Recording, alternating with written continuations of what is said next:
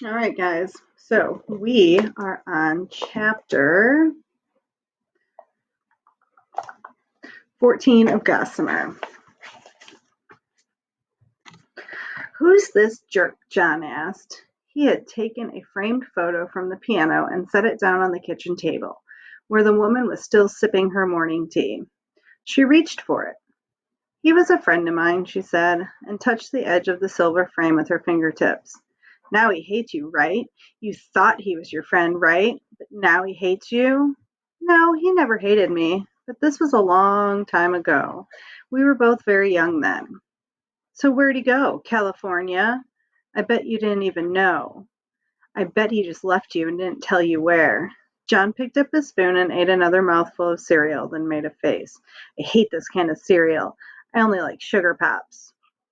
Don't eat it then. I can make you some toast if you'd like. With her napkin, she wiped the smudgy fingerprints from the glass that protected the old photograph. The boy held a fingerful of soggy cereal under the table for Toby, then quickly withdrew it when the dog came to sniff. He wiped it on the knee of his jeans and kicked the dog lightly with a sneaker. I bet he never wrote you or anything, he commented.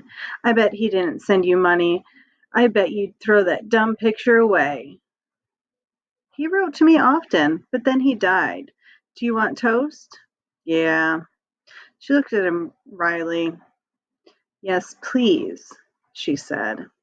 He repeated it sarcastically. She smiled and rose and dropped two pieces of toast into the toaster on the counter. How did he die? Did he get murdered? I know somebody who got murdered. Not exactly, but he was shot. The boy made his fingers into a gun. Blam, he said, and shot Toby the dog. Then he shut the refrigerator. I'm going to get a gun, he said, and ate another spoonful of cereal. So, did his wife shoot him or what? He asked with his mouth full. He didn't have a wife. He was killed in the war in France. I know a poem about France. I see London, I see France, he began in a sing-song voice, then interrupted himself. Does your dog ever run away? No, Toby always stays close to the house. He's always waiting for his next meal, she told him, laughing lightly. He'll die, though. Some day, but he's not terribly old. He'll probably live another, maybe 7 years. Won't you, Toby? She said to the dog, who lifted his head at the sound of his name. She leaned toward him and scratched his neck. Well, if you don't want him any more, you can get somebody to shoot him. I'll do it for you after I get my gun. I never want Toby. I'm sorry, I'll never not want Toby, the woman told the boy. There's your toast popped up. I'll get some jam from the cupboard. Don't you ever get mad at him? The boy lifted two pieces of toast from the toaster and dropped them onto the blue plate on the table. Of course I do. Once he stood on his hind legs and grabbed a whole roasted chicken from the counter. I was furious. Did you beat him? I bet you beat him. No, but I called him some not very nice names, and I shut him in the back hall for a while. Did he cry?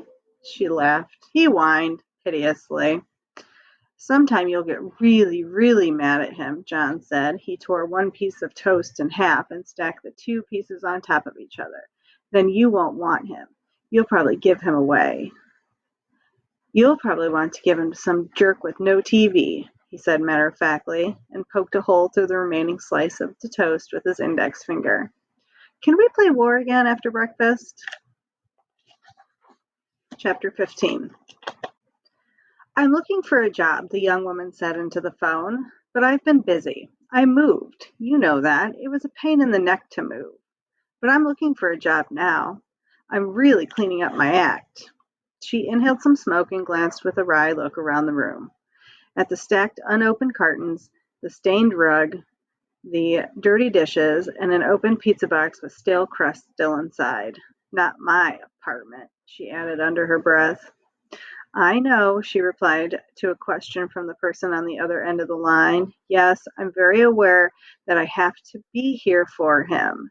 He'd be in school all day, and then I'd be home when he got home. I'm looking for something part-time, maybe like 8 to 2. I saw an ad for a receptionist, and it said flexible hours. I'm just about to call there. She listened for a moment. She stubbed out her cigarette and reached for the half-empty pack nearby. No, I wouldn't leave him alone again. Of course not. Nervously, she twisted a strand of her long hair around one finger. And also, she went on, I did what you suggested. I took out a restraining order. She lit a cigarette and listened. He's gone. I don't know where he is. I probably didn't even need the restraining order. I think he went to California.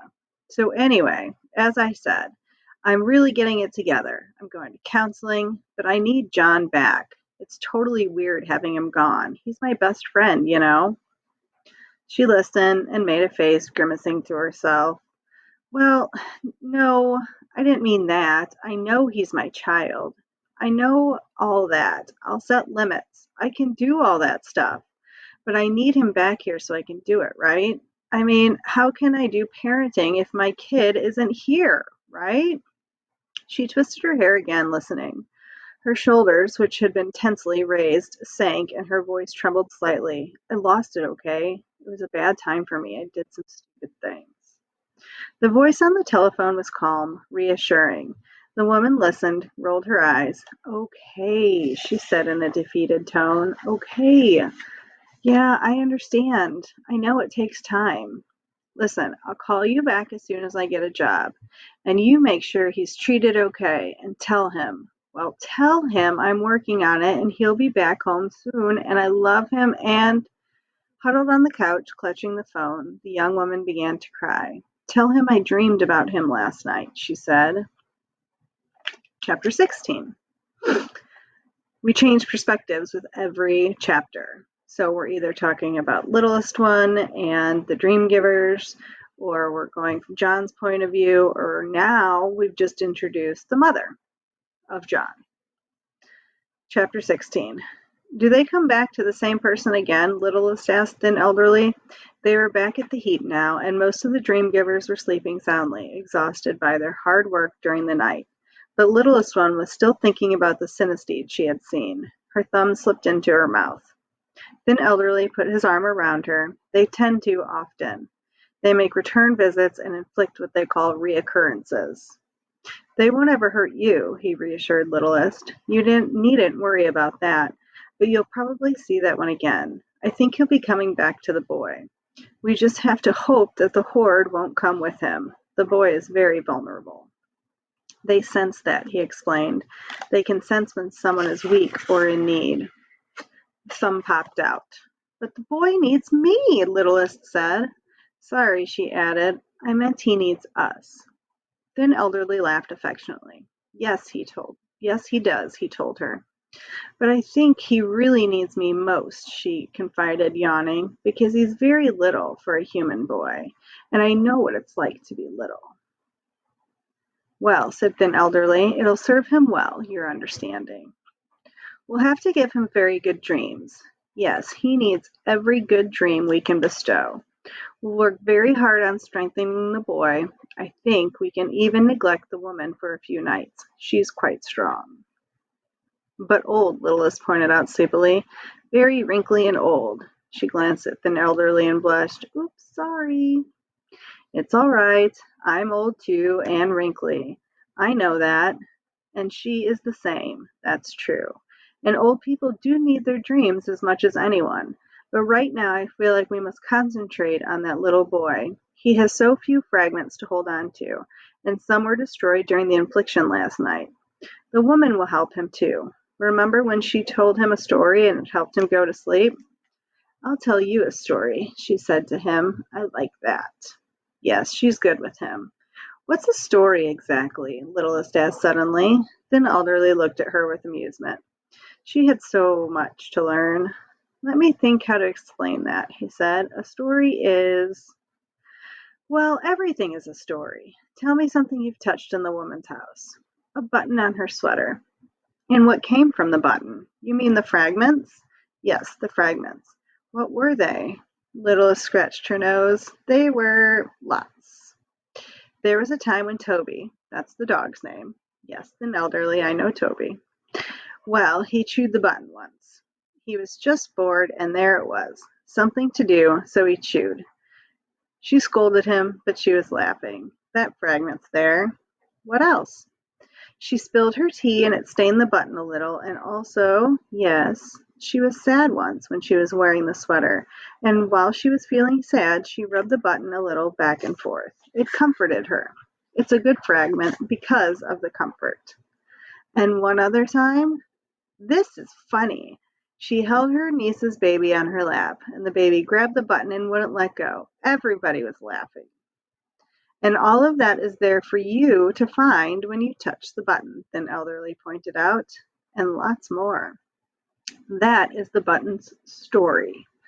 All the things that have been part of the life of that little button. They created a story. Everything has a story. Then Elderly explained. Littlest thought it over, and when she said to the boy, I'll tell you a story, and then she began, once upon a time, there was a little boy. That was his story, wasn't it? Yes, part of the story, a very small part. Then he went to sleep again, that was nice. I was afraid he wouldn't. She fell asleep for a moment. You know what, then, Elderly? What? I'm scared that it will come back and it will bring the whole, I forget the name, horde. Yes, I'm afraid of the horde. We'll strengthen him. We'll fight the horde by strengthening him. That's our job. It's an important job, she said sleepily, but scary. It is indeed, the Elderly stretched and settled himself into a comfortable position. Curl up now and get a good day's sleep, he said. Tonight we'll start the strengthening. We'll have some hard work to do. He glanced over at Littlest One and smiled. Her wide eyes had already closed.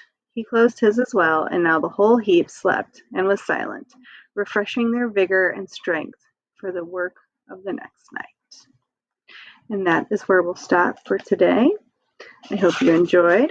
Tune in tomorrow for chapter 17, 18 and 19 probably, because these chapters are so short. All right.